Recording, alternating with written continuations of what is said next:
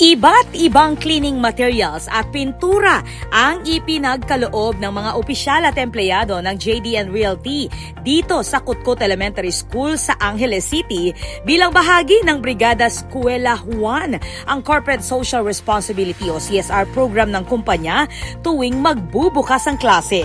Bukod sa mga donasyon, personal ding nakibahagi ang mga opisyal at empleyado sa paglilinis ng paaralan, pagpipintura at pagputol ng mga puno at halaman bilang paghahanda sa pagbubukas ng klase.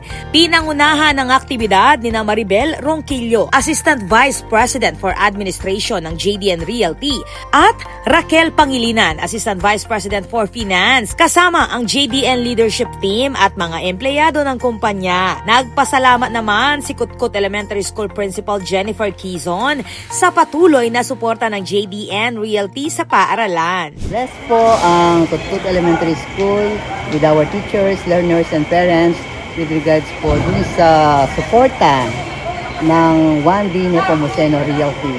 So, thank you so much and happy po lahat po ng Kutkut community. Ayon sa JDN, 5 taon nang isinasagawa ang Brigada Eskwela Juan tuwing nalalapit na ang pagbubukas ng klase. Ang Kutkut Elementary School ang unang benepisyaryo ng programa ngayong taon, habang inaasahan ding makakatanggap ng tulong ang iba pang paaralan sa mga susunod na aktibidad sa ilalim ng CSR initiative ng JDN Realty.